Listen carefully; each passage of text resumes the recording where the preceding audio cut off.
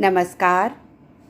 वट सावित्री का व्रत सुहागन महिलाएं पति के स्वस्थ जीवन और दीर्घायु की कामना के लिए रखती हैं।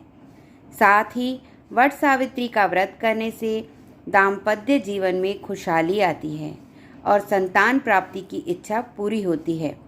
वट सावित्री के दिन बरगद यानी वट वृक्ष के नीचे पूजा करने का महत्व है। तो आइए सुनते हैं वट सावित्री व्रत कथा। भद्र देश के एक राजा थे जिनका नाम अश्वपति था। भद्र देश के राजा अश्वपति के कोई संतान ना थी। उन्होंने संतान की प्राप्ति के लिए मंत्रोच्चारण के साथ प्रतिदिन 1,00,000 आहुतियाँ दी। 18 वर्षों तक यह क्रम जारी रहा। इसके बाद सावित्री देवी ने प्रकट होकर वर दिया कि राजन, तुझे एक तेजस्वी कन्या पैदा होगी। सावित्री देवी की कृपा से जन्म लेने के कारण से कन्या का नाम सावित्री रखा गया। कन्या बड़ी होकर बेहद रूपवान हुई। योग्य वर न मिलने की वजह से सावित्री के पिता दुखी थे। उन्होंने कन्या को स्वयं वर तलाशने भेजा। सावित्री तपोवन में भटकने लगी। वहाँ साल्व देश के राजा धूमतसेन रहते थे, क्योंकि उनका राज्य किसी ने छीन लिया था। उनके पुत्र सत्यवान को देखकर सावित्री ने पति के रूप में उनका वरण किया। ऋषिराज नारद को जब यह बात पता चली तो वह राजा अश्वपति के पास पहुँचे और कहा कि हे राजन, यह क्या कर रहे हैं आप? सत्यवान गुणवान है, धर्मात्मा है और बलवान भी है, पर उसकी आयु बहुत छोटी है। वह अल्पायु है। 1 वर्ष के बाद ही उसकी मृत्यु हो जाएगी। ऋषिराज नारद की बात सुनकर राजा अश्वपति घोर चिंता में डूब गए। सावित्री ने उनसे कारण पूछा तो राजा ने कहा, पुत्री, तुमने जिस राजकुमार को अपने वर के रूप में चुना है वह अल्पायु है। तुम्हें किसी और को अपना जीवन साथी बनाना चाहिए। इस पर सावित्री ने कहा कि पिताजी, आर्य कन्याएं अपने पति का एक बार ही वरण करती हैं।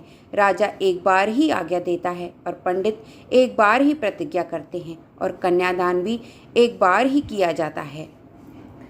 सावित्री हट करने लगी और बोली, मैं सत्यवान से ही विवाह करूंगी। राजा अश्वपति ने सावित्री का विवाह सत्यवान से कर दिया। सावित्री अपने ससुराल पहुंचते ही सास ससुर की सेवा करने लगी। समय बीतता चला गया। नारद मुनि ने सावित्री को पहले ही सत्यवान की मृत्यु के दिन के बारे में बता दिया था। वह दिन जैसे तैसे करीब आने लगा। सावित्री और अधीर होने लगी। उन्होंने 3 दिन पहले से ही उपवास शुरू कर दिया।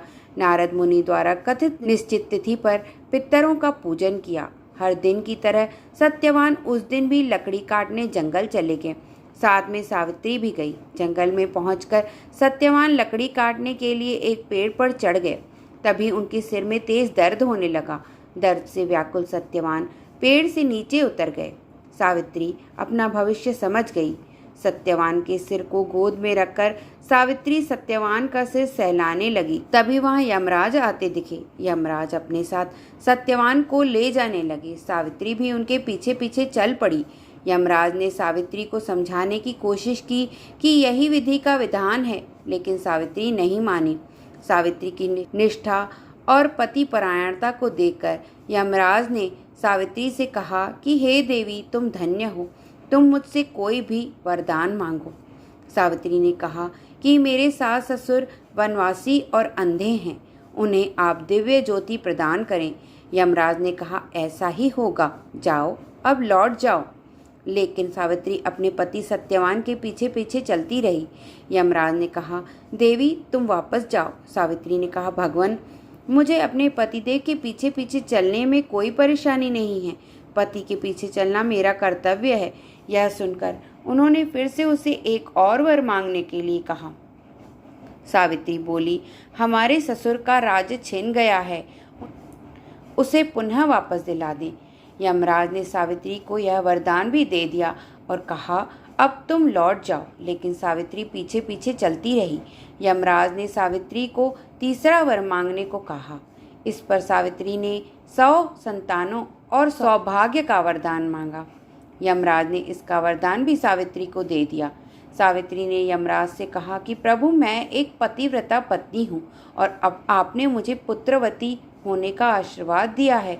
यह सुनकर यमराज को सत्यवान के प्राण छोड़ने पड़े। यमराज अंतर्ध्यान हो गए और सावित्री उसी वट वृक्ष के पास आ गई जहाँ उसके पति का मृत शरीर पड़ा था। सत्यवान जीवंत हो गया और दोनों खुशी खुशी अपने राज्य की ओर चल पड़े। दोनों जब घर पहुँचे तो देखा कि माता पिता को दिव्य ज्योति प्राप्त हो गई है। इस प्रकार सावित्री सत्यवान चिरकाल तक राज्य सुख भोगते रहे। अतः पतिव्रता सावित्री के अनुरूप ही प्रथम अपने सास ससुर का उचित पूजन करने के साथ ही अन्य विधियों को प्रारंभ करें। वट सावित्री व्रत करने और इस कथा को सुनने से उपवासक के वैवाहिक जीवन या जीवन साथी की आयु पर किसी प्रकार का कोई संकट आया भी हो तो वह टल जाता है। इसी के साथ यह कथा संपूर्ण होती है।